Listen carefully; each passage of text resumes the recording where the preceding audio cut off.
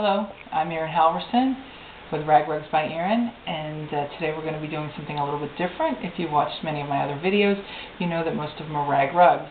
We're going to be actually making a basket, a rope basket. We're going to be using the core as the rope, and we're going to crochet around the rope to make it really sturdy and strong. You may have seen them done without rope, but I really like this technique. And another thing that we're going to be doing today is normally everything is with sheet yarn or is done with the t-shirt yarn. But in this particular video, because it is not going to be washed over and over again, you may wash a basket, but you're not going to wash it repeatedly like a rug, and it's not going to be used to the same degree. We're actually going to be using a material that I have from my quilting, which is a lot of times what people are trying to do, use things up. Like this one is not particularly, I kind of get things given to me or donated, or I picked up super cheap, and I'm not loving this material, but you can see that it's quite nice when you see it put together and it's crocheted around. What we're going to be covering in this video is we're going to show you starting a basket from the very, very beginning. And that was something that I couldn't find. I couldn't find anything showing how to actually start a basket.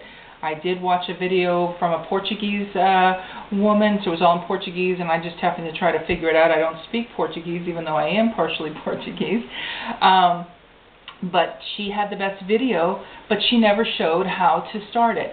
So I decided, just like always, I'm trying to make all aspects of it available to you so you can start your project from beginning to end. So let's go ahead and, we're going to then, after we start the video, we're going to move over to this part of it, and we're going to show you how to transition up to make the sides. And then I've left this one unfinished, the rug that, basket I've worked on. I've left it unfinished so I can show you how to finish it as well. So make sure you stay tuned so you can see all points of this. This may be done in a couple parts. It just depends on how long this takes to get it done.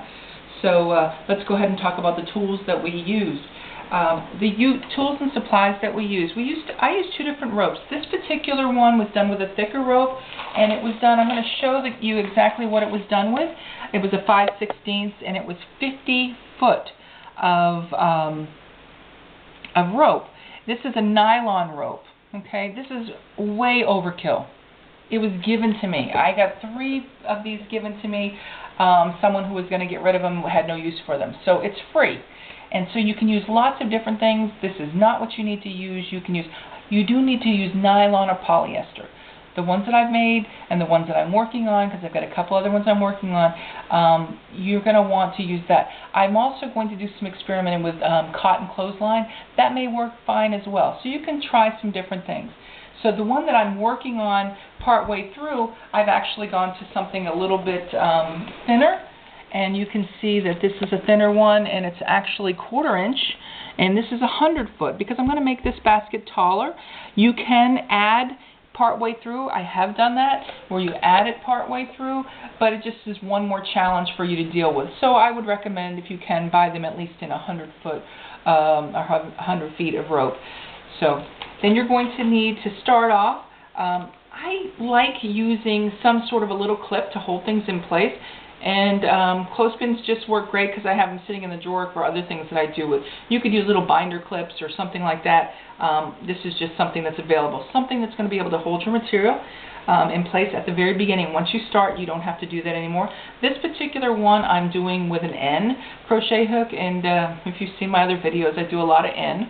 It's comfortable in my hand, and I like it. You could use an O, a P, you could use smaller, or you could use a little larger, possibly even a Q. But this is a good size for me. So you can make some adjustments. And of course, you're going to need sheet yarn or fabric yarn that you make, and you can refer to all my videos on how to make sheet yarn. There's lots of different things that I teach you, different techniques and ways to go about it, so you can join me for those. So let's go ahead and get started and start making this one and show you the beginning part. I'm going to move things aside over here, out of the way, and we're going to go ahead and get started with this. Mr. Cameraman, which is Lyle, my husband, is going to help us to get these close-in shots. What I'm going to recommend is, I just taught myself how to do this. So there may be a better technique. You may know it. You may be able to figure it out. But this is what I came up with. that seem to work well for me. This isn't the best sheet yarn as far as it's got some strings on it. However, this was actually a sheet that I used that I really liked, and I like the way it feels and looks. So what you're going to do is you're going to start like at an angle, and you're going to wrap it around. You know, start up. We're doing an oval, so I'm going to only make it, I don't know how many inches that might be, maybe 10 inches. That's a guess on my part, is what I've decided. This happens to be the natural turning point in here, so I'm going to use that. I did a little bit longer in this basket, and in that one maybe 12 inches. So you're going to wrap it around, and then go ahead and put a clip right on it. And you're just going to wrap your material around to get it started, to cover this up, and also to get rid of the tail. So there is no tail to work in later on. So you're going to go ahead and wrap it on an angle. This first part is the most difficult part. The rest of it goes lickety-split until you come around it twice. It's a little bit more challenging. So once you get going, don't be discouraged. I'm going to take some of these clips and just periodically clip it. I brought an extra one. I didn't think I'd need it, but sure enough, if I didn't have it, I'd go ahead and have one of these break on me in front of you, and then I wouldn't have anything to hold it with. So then we're going to do a slip knot. You're going to take your material. If you need to see it, I have other videos when you're starting a run. They all start the same with a slip knot. You're going to make a little slip knot in order to, you're going to cross over and pull the long end through. Okay, you're going to try to just, this is a little bit of improvising here. Okay, I just decided till I got it kind of cinched up good, closer around, I pulled it, stick my, this is the tricky part. And you may say, why didn't you do this and why didn't you do that? Occasionally I have someone suggest something else. And you may have some great ideas. Please feel free to do them. This is just what I came up with. Okay, so you can see the end is right there. We're going to have this crossed over in the back, and you have it going that direction. You're going to pull it, hold it like this, and pull your material from underneath. Okay, and then grab over. We're going to be doing a single crochet over it. Cross over and pull it through. Cross over and pull them both through. Okay, that is the most challenging stitch. There's a couple others that are challenging. And I'm going to move one of these out of the way because we've got it secure. You're going to go underneath your rope that's covered. You're going to grab the material. Can you see that good, Lyle? Mm-hmm. And you're going to then have two pieces on here like a single crochet. Going to cross over and pull them both off. You're going to cross under, grab your material, cross over, and pull them both off. Just move up your cord, trying to keep it down so you have enough stitches. Go under, grab your material, cross over, and pull them both off. This will tend to want to snake up and curve just a little bit. Just keep on, straightening it out just a little bit. This row and then the next row are the most difficult, and I'm going to get you through the corners and show you how to get around your corners, and then I'll show you on a bigger corner how to add, because you're going to add stitches just like when making an oval rug, an oval rag rug. You add stitches as you go around. This is going to be no different.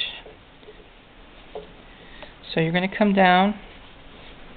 I'm going to go ahead and undo this. I think I'm close enough to it now. Keep doing this stitch. This single crochet,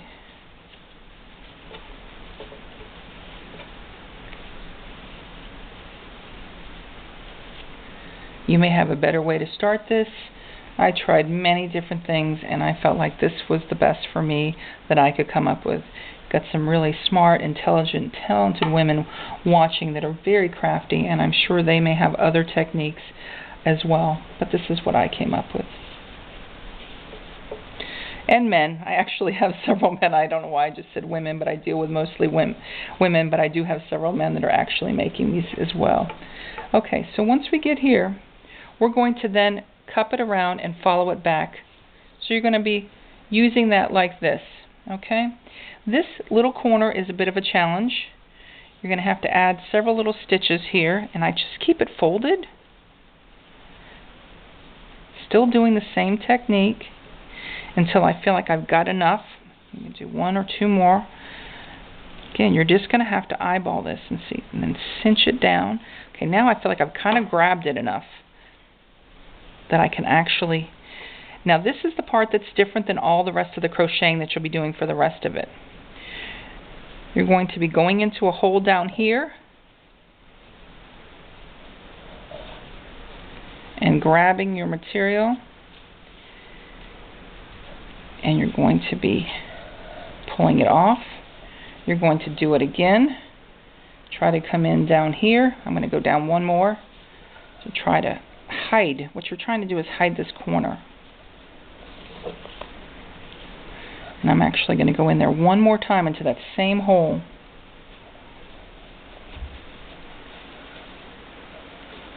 Okay, now you're just going to continue to go down and follow it in these little stitches over here. This is different than the rest of the rug will be, so please stay tuned for how the rest of it will go, and it will go much smoother. So you're kind of grabbing over both pieces of rope at the same time, the original strand and the one that you're adding. Okay, just do that single crochet all the way down.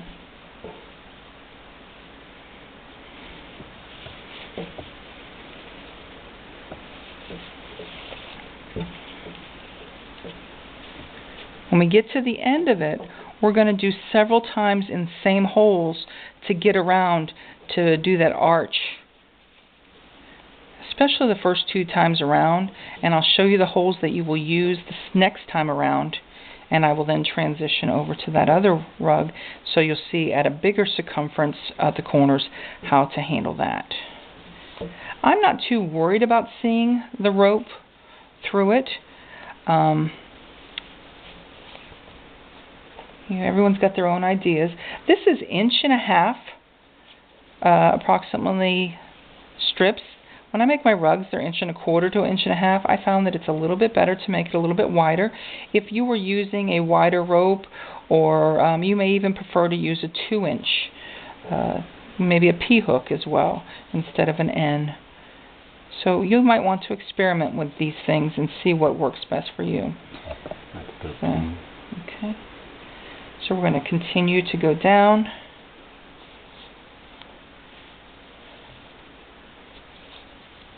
Okay, see here, now we're down at this end. I'm going to go back into that same hole. We're going to try to get it all the way around.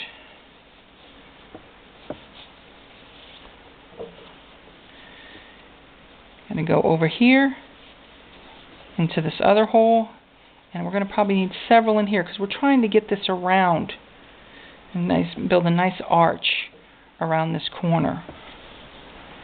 You can see this arch, how it's coming around. Okay, I'm still going to go into that same hole. I don't feel like I'm around enough.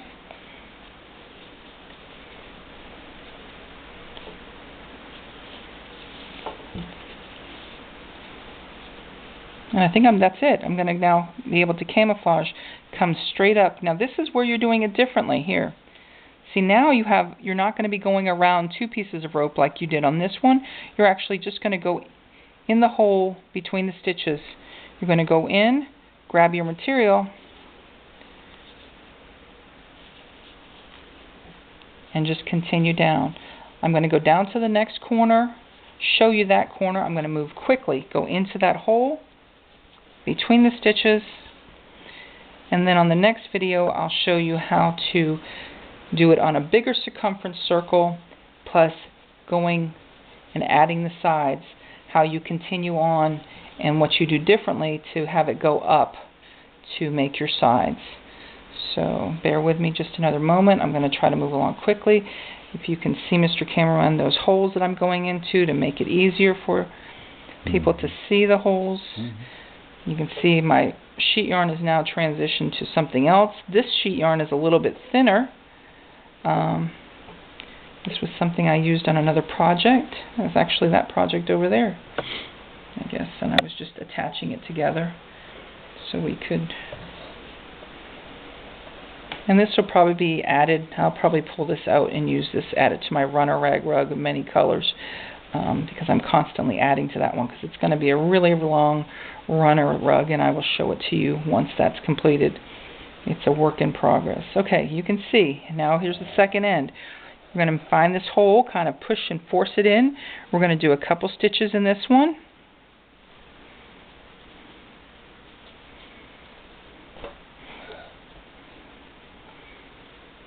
Trying to get it around.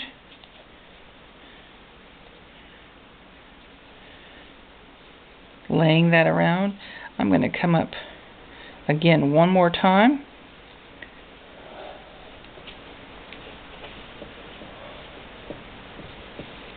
And this is why I don't think people showed in the videos how to do this, because it doesn't look too fun. This is too tight right there, so I can't get something in there. I can feel that. So I'm going to go all the way over here and just make sure that I put several stitches there to get around. So let me do these several stitches, and then I'll show you the holes that you'll be using when you come back around the next time. Then this next time around on all the corners will be much easier. Okay, so what you're going to be using when you come back around is you're going to be using these holes. Here, here, here. These are your holes that you're going to be using.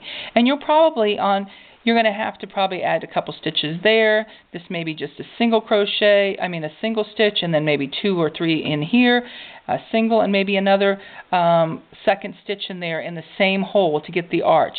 As it gets bigger, you'll have farther and farther in between these second stitches in the same hole. Okay? So come and join me for part 2, and we'll move over to this one, and we'll show you how to do it on a bigger arch, how it's easier and how it's moving along, and also how to transition, add material, and go to moving up to the sides. So thank you.